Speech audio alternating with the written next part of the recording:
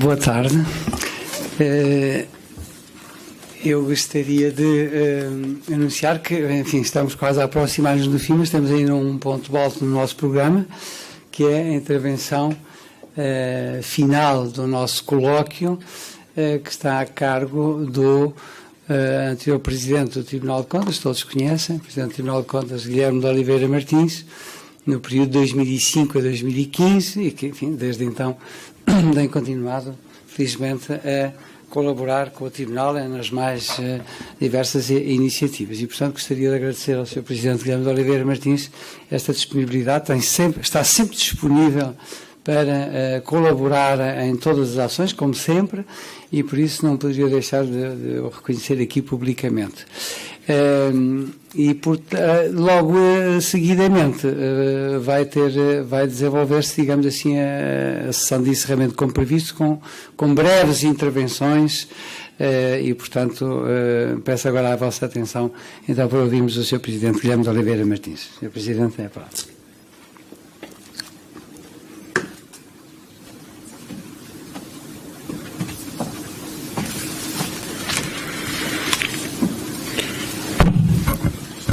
Senhora Presidente do Tribunal de Contas,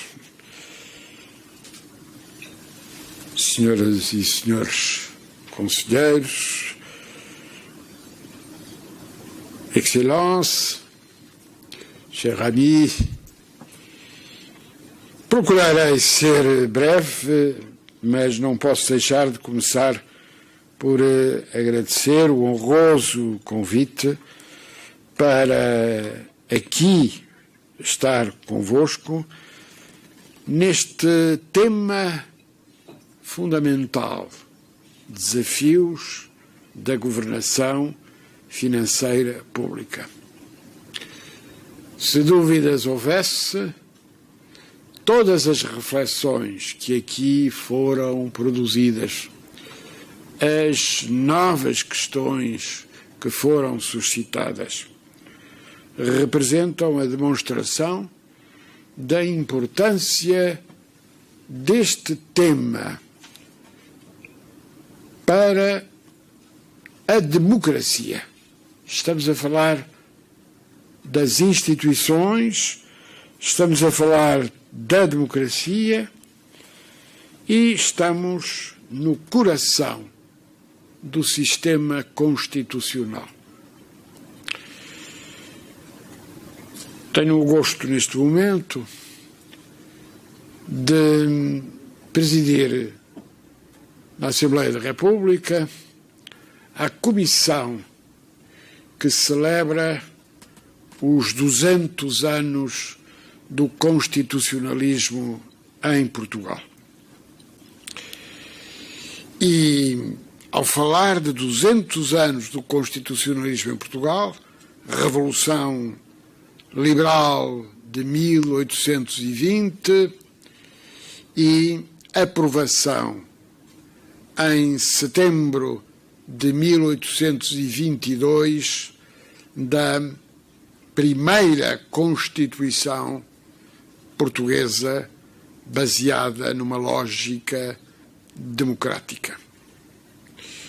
Se o recordo, é para exprimir o meu empenhamento, a minha reflexão, e isso esteve presente em todos os momentos desta iniciativa, uma vez que falamos de desafios da governação financeira pública, falamos da defesa e salvaguarda dos interesses gerais e falamos ainda da preservação daquilo que é a ideia de soberania popular, soberania democrática. Estamos no coração do sistema constitucional quando falamos do exercício das funções de instituições como os tribunais de contas. Não há separação e interdependência de poderes sem a consideração dos poderes financeiros públicos. Se recordarmos, a Revolução Inglesa, a Revolução Americana e a Revolução Francesa, bem compreendemos que são os poderes financeiros que pesam significativamente a partir de uma ideia fundamental. O cidadão é contribuinte. E sendo o cidadão contribuinte, é indispensável que a legitimidade da democracia se baseie na salvaguarda da importância da cidadania global. Cidadania política, económica, social e cultural. É, pois, a questão democrática que está em causa. E falar de democracia é falar do primado da lei. Rule of law. É falar da necessidade de termos regras claras, acessíveis ao cidadão comum, proteção da esfera individual, legitimidade do voto, importância do procedimento completado com a legitimidade do exercício. Não há legitimidade constitucional, não há legitimidade democrática sem o reconhecimento de que a legitimidade envolve não apenas a escolha, mas simultaneamente também o modo como a governação é exercida. 4 características fundamentais do Estado de Direito, 4 características fundamentais do Estado baseado na soberania dos cidadãos. Primeiro, primado da lei.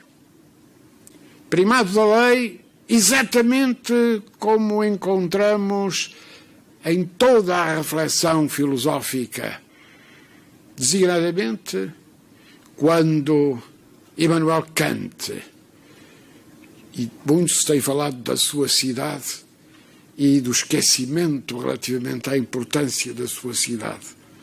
Immanuel Kant, ao ligar não apenas ao reconhecimento individual, mas simultaneamente a projetar esse respeito da singularidade na ideia de paz entre as nações, de paz entre os povos. E é por isso que hoje, ao falarmos da democracia centrada na legitimidade da lei, no primado da lei, temos de considerar a legitimidade da origem e a legitimidade do exercício. Quando, em 1688-89, a gloriosa Revolução Britânica procurou levar à prática aquilo que já em 1215 estava reconhecido na Magna Carta Libertatum, em 1688 dizia, é o princípio de que no taxation without representation, não há tributação sem representação. E o cidadão na sua dignidade, é simultaneamente o cidadão que paga impostos, mas também o cidadão que pede responsabilidades e que assume responsabilidades. Eis porque a democracia não é um sistema de legitimação formal. Não. A democracia é um sistema de valores. E sendo um sistema de valores, falar de liberdade, igualdade e fraternidade não é falar de realidades abstratas, é falar de realidades concretas que dizem respeito a algo de muito premente, muito atual, que a cidadania financeira reconhece antes de tudo. Não esqueço. Tanta reflexão filosófica em torno da ideia da democracia e o reconhecimento de que tudo começa nas consequências da democracia financeira, da cidadania dos contribuintes. Mas, se temos o primado da lei, a legitimidade da origem, a legitimidade do exercício, temos também o reconhecimento da justiça como valor, justiça distributiva horizontal, justiça distributiva que tenha em consideração o equilíbrio relativamente às responsabilidades e aos meios de que dispomos na sociedade, mas simultaneamente também a equidade intergeracional, a percepção de que não estamos sós. Além dos nossos contemporâneos, não podemos esquecer aqueles que nos vão suceder, as próximas gerações. E hoje, ao falarmos de sustentabilidade financeira, ao falarmos de sustentabilidade social e económica, nós falamos da necessidade dessa equidade intergeracional, que significa, no fundo, assegurar, garantir que não gastamos ilegitimamente os recursos que temos de reservar para as gerações futuras, designadamente no domínio ambiental, designadamente no domínio das ameaças perante as quais nos encontramos ao falar da nossa relação com a natureza. Designadamente o aquecimento global, que é um elemento que não pode deixar de ser aqui lembrado em nome dessa equidade intergeracional, que significa uma distribuição equilibrada, não apenas relativamente àqueles que estão mais próximos de nós, às gerações contemporâneas, mas também às gerações futuras. Democracia liberal. Esta expressão obriga-nos a alguma cautela para não confundir a democracia liberal das origens, a democracia liberal que se baseia na autonomia e na singularidade individual, no respeito dos direitos fundamentais, na compreensão de que todos os seres humanos nascem livres e iguais em dignidade e direitos. Democracia liberal para vos dar conta de que não há democracia iliberal. Democracia iliberal é uma contradição nos termos. E ao não reconhecimento dos direitos fundamentais e ao não reconhecimento da autonomia, da singularidade cidadã. Em Portugal, não podemos esquecer a lição dos nossos maiores, como Alexandre Herculano. Alexandre Herculano foi o fundador da moderna historiografia portuguesa, mas mais do que isso, foi alguém que assentou o seu pensamento no respeito da singularidade, no respeito da individualidade dos direitos e liberdades fundamentais. Eis porque a sociedade em que vivemos e a sociedade que pretendemos construir é uma sociedade que não pode deixar-se arrastar apenas pela lógica mercantil. Não.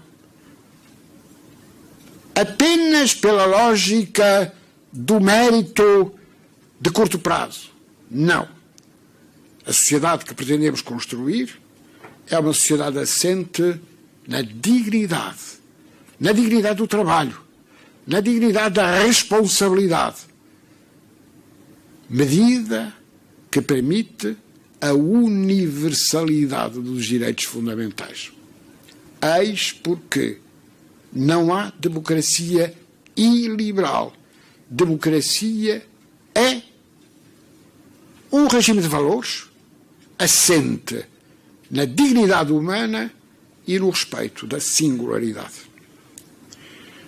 O Tribunal de Contas, em Portugal, participa num sistema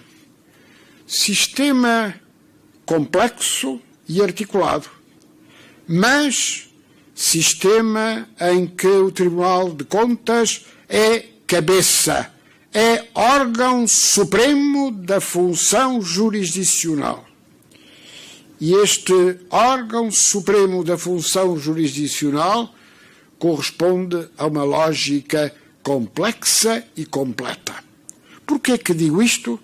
Exatamente para deixar claro que na lógica da separação e interdependência de poderes que nós encontramos na nossa primeira Constituição, a Constituição de 1822. Essa separação e interdependência de poderes assenta no Legislativo, no Executivo, no Judicial. E o Tribunal de Contas, hoje, numa história extremamente rica que me permito naturalmente realçar, foi-se afirmando e reafirmando como Tribunal Supremo, verdadeiro órgão da função jurisdicional.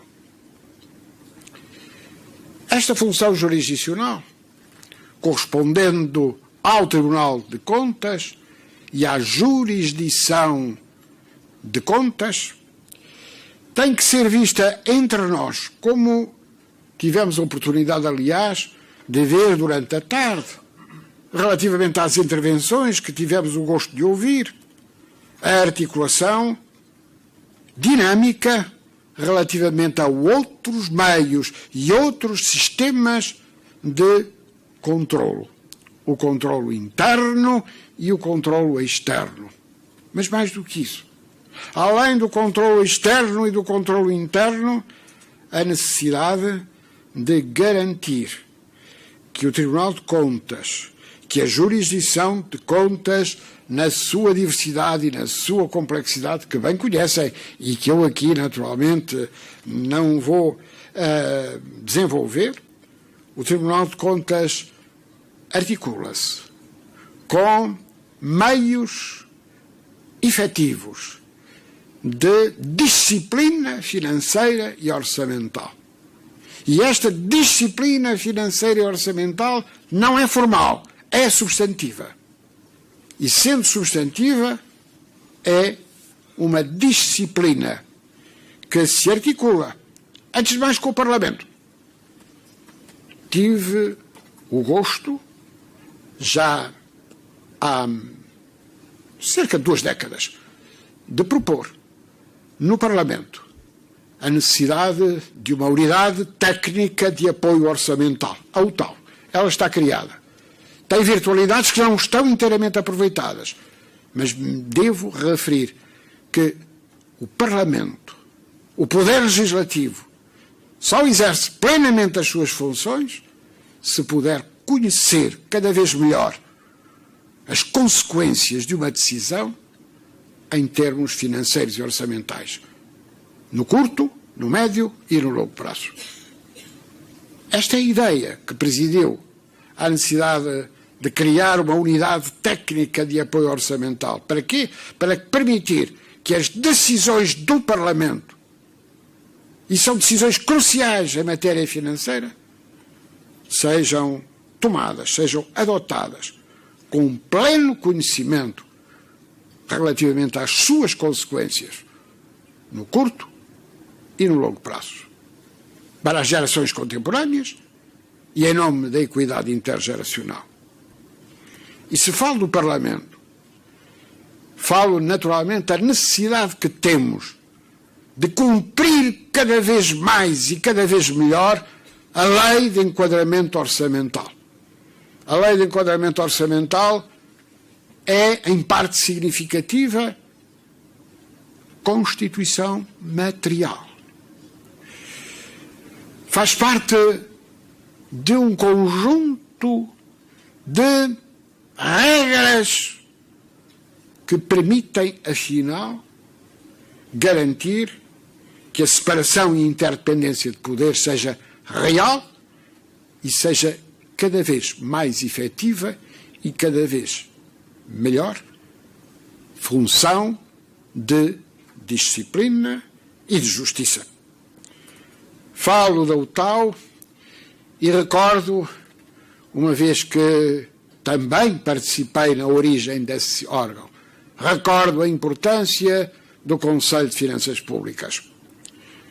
Em termos de direito comparado, o Conselho de Finanças Públicas é uma instituição de importância indiscutível. Muitas vezes se me perguntava, ao exercer na altura as funções de Presidente do Tribunal, mas não significa, afinal, esvaziar os poderes do Tribunal? E eu dizia, pelo contrário.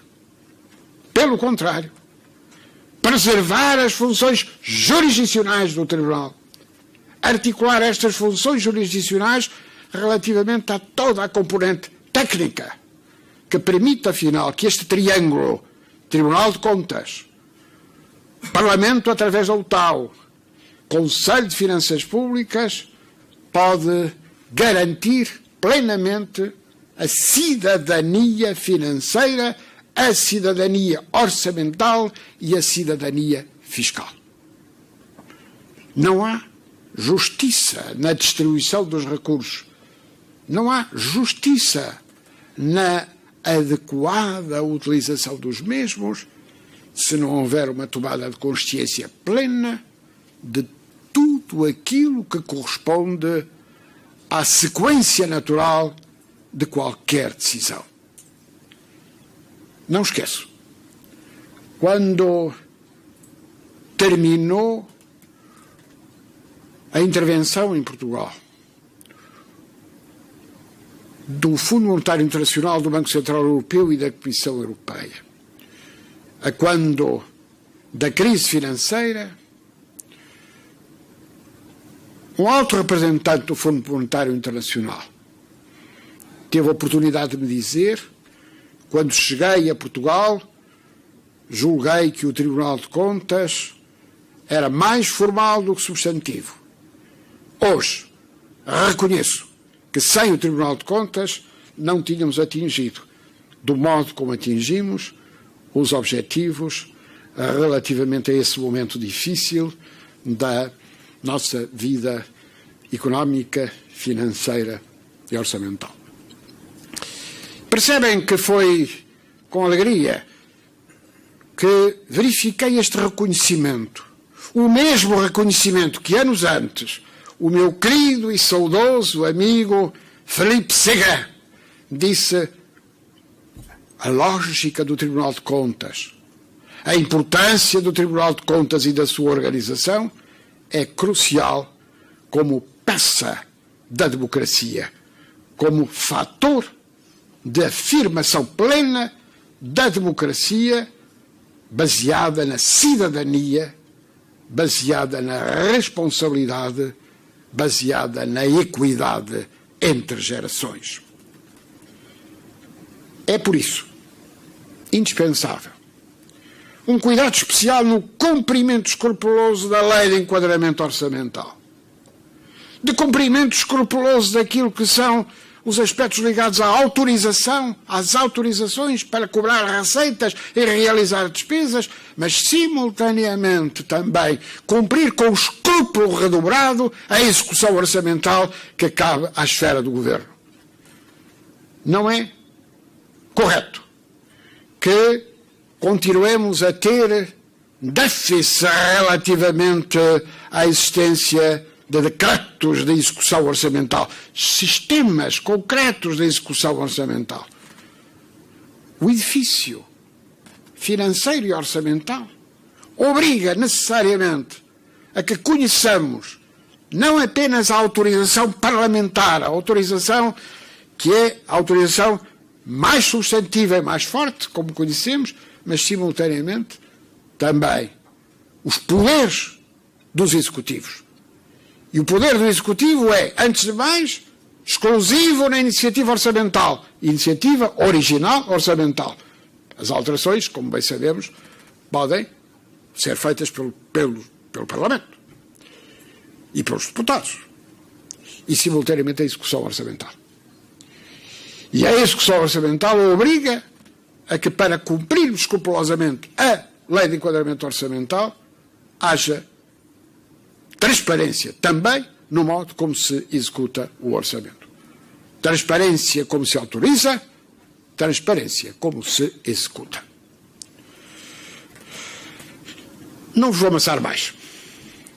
Compreendem que estas reflexões significam que estamos no coração da vida constitucional de um país.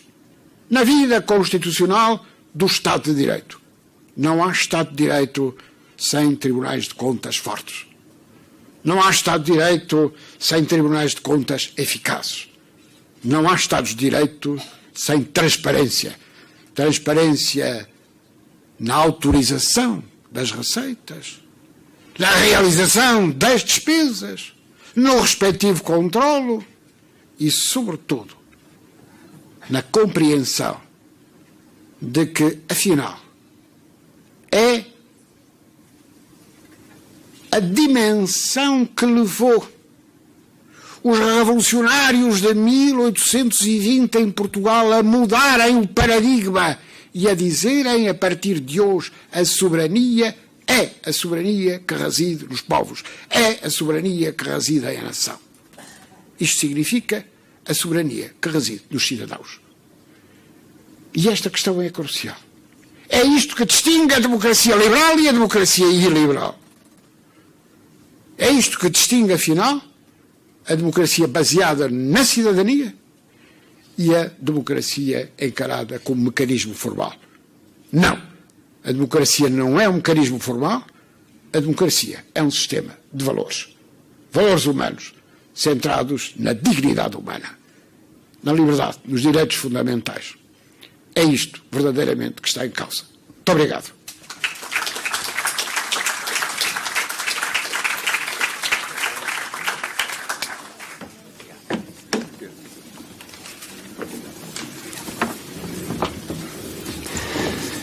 Muito bem, muito obrigado, Sr. Presidente Guilherme de Oliveira Martins, pelas mensagens e palavras que nos dirigiu, que são de uma grande riqueza, para nos ajudar também a encontrar sempre um fio, uma linha de rumo no nosso pensamento neste domingo das finanças públicas e da sua inserção no quadro da estrutura do Estado.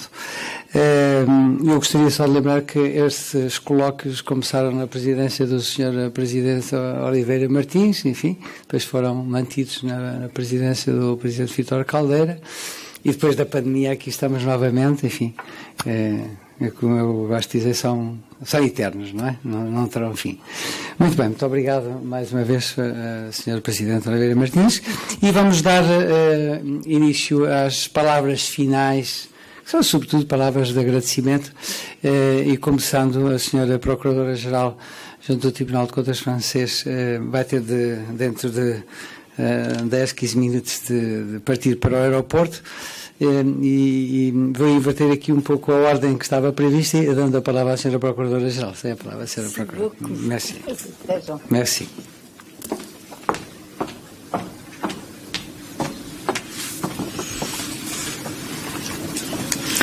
Monsieur le Président du Tribunal des Contas du Portugal, cher José Tavares, Monsieur d'Oliveira Martins, Monsieur le professeur Michel Bouvier, Monsieur le professeur Eduardo Paz Ferreira, Mesdames et Messieurs.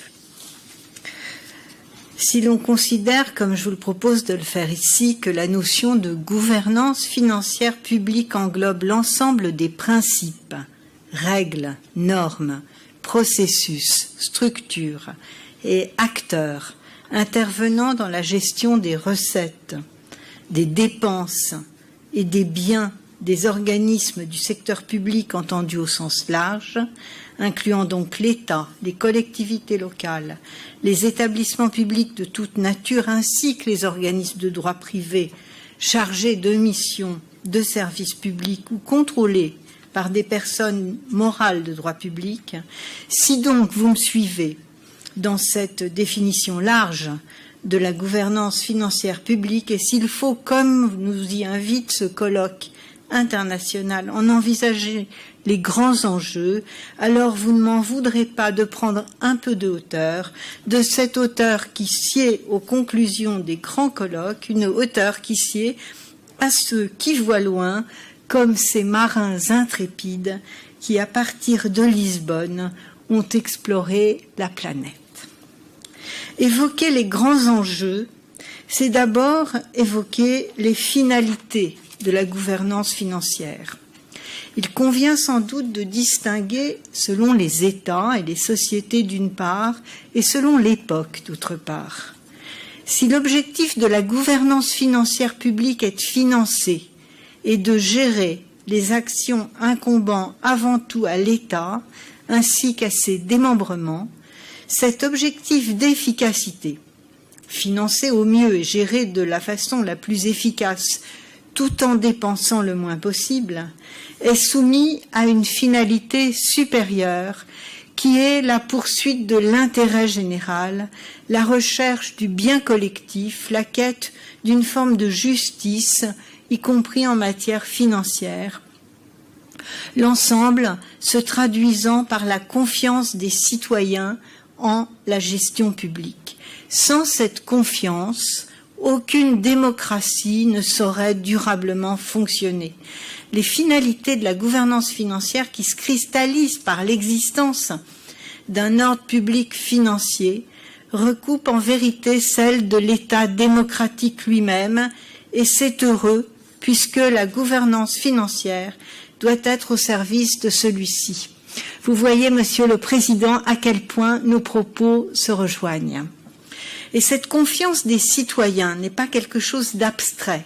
Elle se traduit par des principes concrets qu'en France, les rédacteurs de la Déclaration des droits de l'homme et du citoyen de 1789 avaient parfaitement perçus et qui sont inspirés de cette philosophie des Lumières évoquée tout à l'heure par Madame Maria d'Oliveira Martins à propos de la justice de la dépense publique.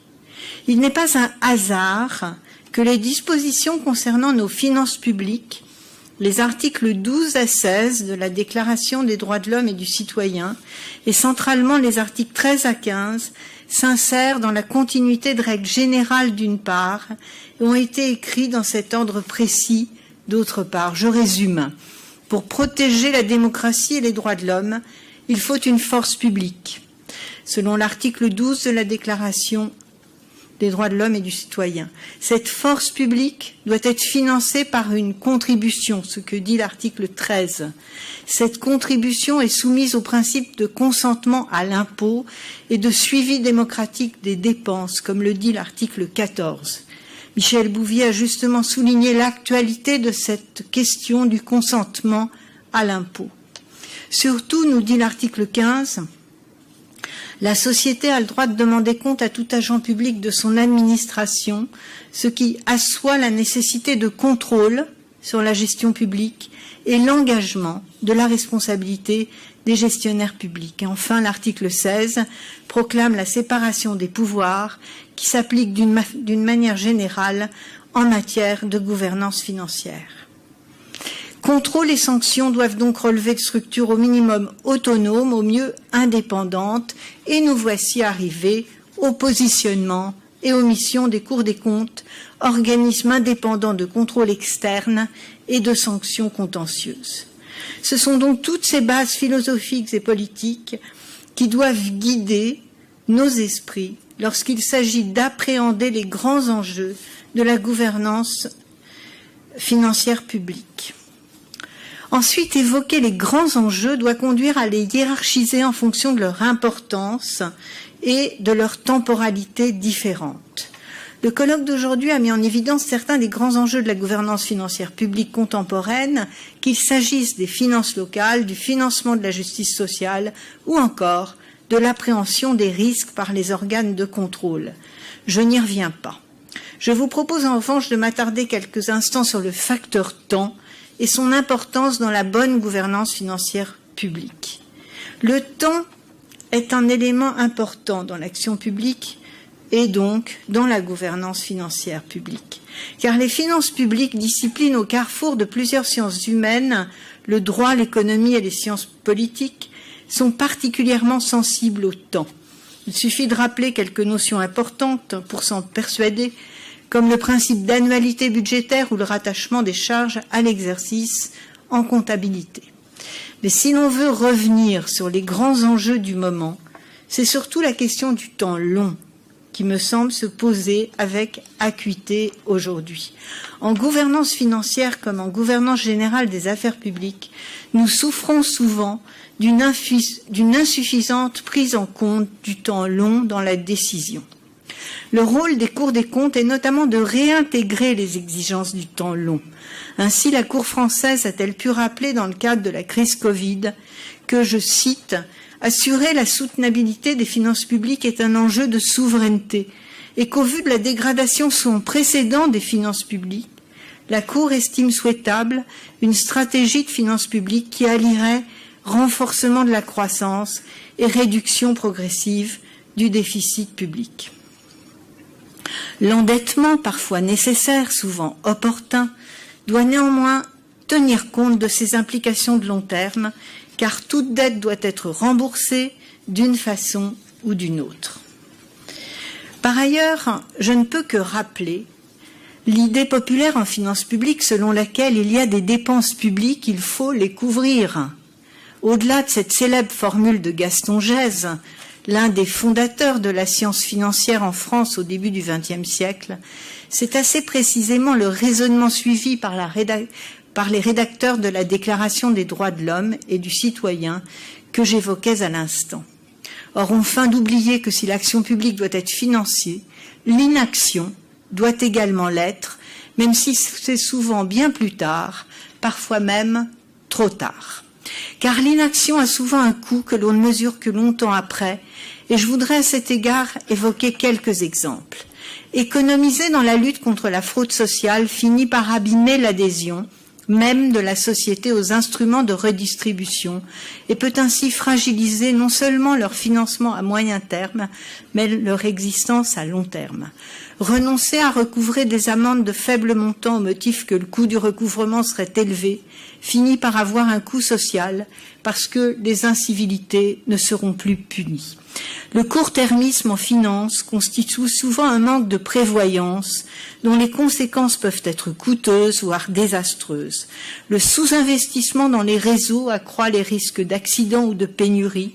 Quant aux économies réfléchies en matière de défense nationale, elles sont difficilement rattrapables dans un temps court lorsque soudainement montent les périls. Ou pensons à l'imprévoyance en matière de santé ou d'écologie et leurs externalités qui, tôt ou tard, auront des conséquences financières et même des conséquences directes sur l'être humain. Dans un domaine que connaissent bien les cours des comptes, quelle est la bonne temporalité des contrôles en matière financière? Quel est le bon équilibre entre liberté de gestion et encadrement juridique de cette gestion publique? Comment concilier à terme performance et régularité? Dans ce cadre, quel doit être l'équilibre entre contrôle a priori et a posteriori s'exerçant sur la gestion publique? Là aussi, trop négliger les mécanismes de contrôle a priori peut avoir à terme un coût pour le système et pour la confiance des citoyens à travers l'accroissement des irrégularités formelles et même l'accentuation du risque pénal. Un allègement des contrôles en amont entraînera ainsi la nécessité de compenser ces effets par des contrôles renforcés en aval, ainsi que par des sanctions efficaces dont la crédibilité doit permettre d'obtenir en amont un effet sur le comportement des agents publics. En France, la réforme de la responsabilité des gestionnaires publics, qui vient de faire l'objet d'une ordonnance, confère désormais à la Cour des comptes ses pouvoirs de sanction effectifs. Voilà, ordonnance qui fait suite aux recommandations de la revue des pairs par la Cour des comptes portugaise. Pour finir, je voudrais de nouveau me référer à Gaston Gès qui a écrit il y a un siècle avant nous, que je cite, « Un exposé satisfaisant des problèmes de sciences des finances suppose une étude approfondie des théories générales et des principes, ainsi qu'une connaissance aussi parfaite que possible de la technique financière dans le plus grand nombre possible de pays, aux différentes époques de leur histoire. Je remercie les concepteurs du colloque de Lisbonne d'avoir contribué à poursuivre cet objectif qui conserve toute son actualité et je vous remercie de votre attention.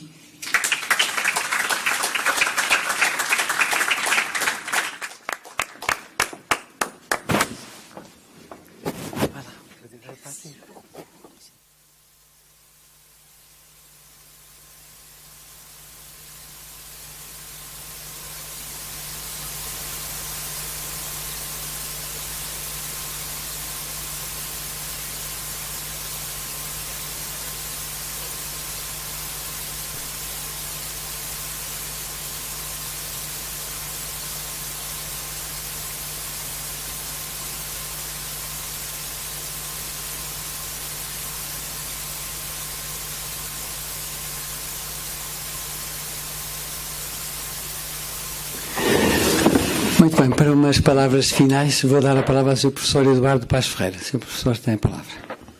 Muito obrigado, Sr. Presidente. Eu tenho a consciência bastante pesada, porque contribuí para a derrapagem do colóquio e, portanto, vou tentar ver se me podem perdoar alguns pecados, reduzindo a minha intervenção realmente a uma intervenção de minimis. E aquilo que queria dizer basicamente é que estou encantado com a capacidade das pessoas para resistirem durante este longuíssimo dia. Não foi fácil, por vezes, para muitos de nós, para mim, mas foi seguramente muito interessante. E foi também muito curioso, eu de manhã expressei algumas dúvidas sobre se a variedade de temas era uma boa ideia, acho que acabou por funcionar muito bem. Ouvimos intervenções muito interessantes, saímos daqui muito mais informados e, portanto, queria agradecer imenso aos nossos amigos franceses, em particular ao Michel e à Marie-Christine, que hoje está, o terem vindo até nós mais uma vez e deixar, pela minha parte, expressa a esperança que continuemos, mas estou seguro que o Presidente José Tavares se junta a mim nessa esperança. E, portanto, ainda ver-nos-emos em breve. As finanças públicas, se calhar, já não serão o que são hoje. Serão melhores ou piores? A pergunta sem resposta. E, portanto, agradeço-vos a todos, renovo o meu pedido de desculpas e um bom fim de tarde para todos. Muito obrigado.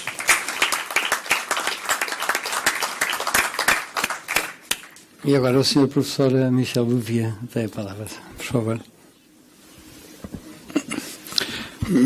Merci beaucoup.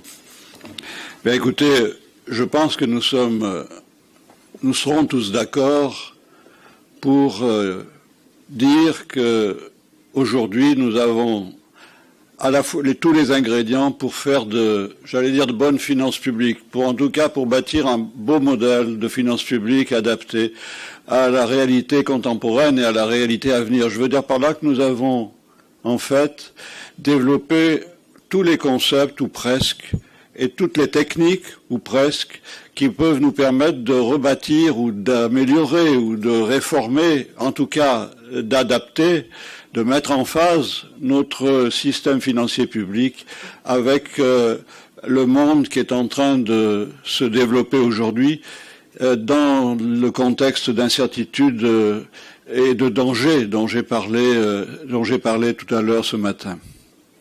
Je crois que, en fait, la confiance envers les finances publiques, elle est essentielle. Et je suis absolument d'accord avec ce qu'a dit Guilherme d'Oliveira, ce qu'il a d'ailleurs parfaitement dit Guilherme d'Oliveira Martins dans son magnifique allocution. Je suis parfaitement d'accord avec lui. Il nous faut rendre les finances publiques leur légitimité, parce que les finances publiques sont également la base de la légitimité de la démocratie et du bien-être dans un pays. Je crois qu'il faut que nous soyons vigilants par rapport à, non pas la transparence des finances publiques, c'est un fait, nous en sommes tous d'accord, mais beaucoup plus vigilants que nous le sommes par rapport à l'utilisation des deniers publics, de l'argent public, c'est-à-dire de l'argent des impôts des citoyens. Je veux dire par là que nous ne sommes pas suffisamment attentifs à la prise de décision concernant l'utilisation de l'argent public. Je veux dire par là que nous sommes dans une situation dangereuse au niveau international.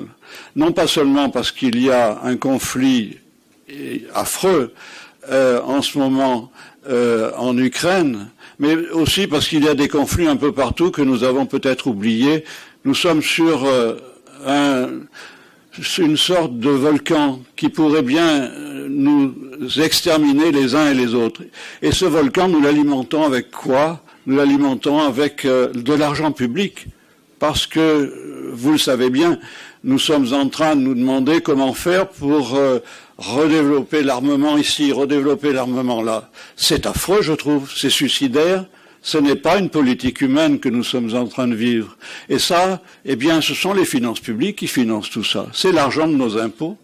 Donc, par conséquent, je crois qu'un grand débat sur ce sujet-là doit être proposé aux concitoyens. Parce que, comme l'a dit tout à l'heure Guilherme, les finances publiques et la démocratie, c'est pas la démocratie illibérale, c'est la démocratie libérale, comme il l'a dit. Et la démocratie libérale, elle a besoin de finances publiques, d'utilisation de finances publiques dans lesquelles nous ayons confiance, nous les citoyens, et nous ayons confiance pour la réalisation de notre bien-être et pas pour la réalisation de notre extermination. Vous savez, les lemmings, à certains moments de leur vie, vont tous se jeter dans la mer. On ne sait pas trop pourquoi, en tout cas moi je ne le sais pas. C'est totalement absurde, mais nous sommes de véritables lemmings en ce moment. Nous sommes en train de nous suicider collectivement sur la planète, pas seulement pour des raisons liées aux problèmes dans l'environnement, mais pour des raisons liées à je ne sais quoi qui fait que nous sommes agressifs les uns envers les autres. C'est stupide. Nous pourrions vivre parfaitement bien, je l'ai dit, avec toutes les possibilités que nous offrent les finances publiques aujourd'hui, si nous les utilisions à bon escient. Alors, je crois que je ne fais que poursuivre ce qu'a dit Guilherme tout à l'heure, mais je crois que c'est un discours de sagesse que vous avez prononcé, Guilherme, et ça ne m'étonne pas parce que, comme l'a dit José, nous nous connaissons depuis longtemps et je sais quels sont vos sentiments par rapport à notre vie en société, donc que je partage complètement, comme vous le savez aussi.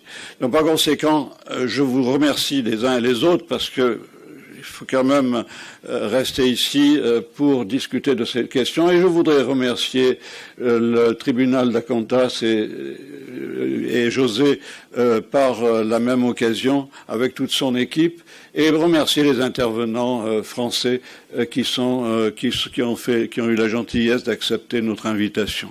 Merci à vous, merci beaucoup et j'espère que nous aurons de bonnes journées devant nous, des jours meilleurs que ceux que nous avons connus jusqu'alors. Merci.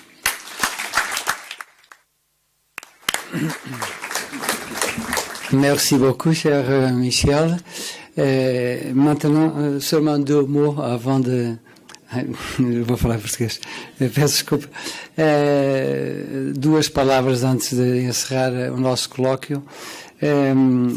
Eu saio daqui deste colóquio muito enriquecido, tirei muitas notas que me vão ser muito úteis, mas gostaria só de deixar uma mensagem final.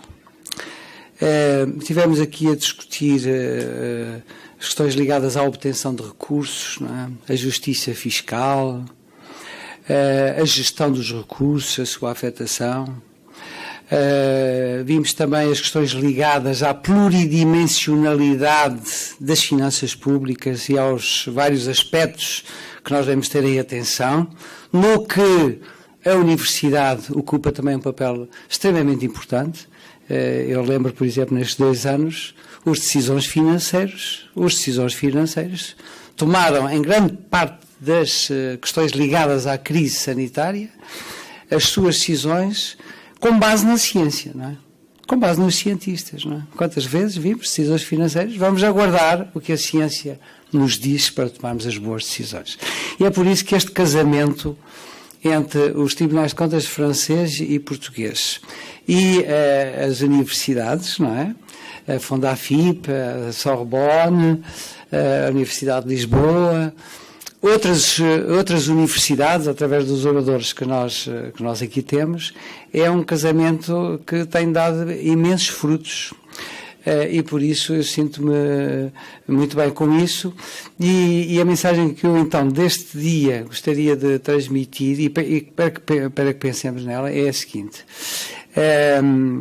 a justiça fiscal que nós estivemos hoje a falar poderá também ser aferida e medida através do bom uso dos recursos públicos e dos resultados e das contrapartidas que esse uso dos recursos públicos produz. Não é verdade?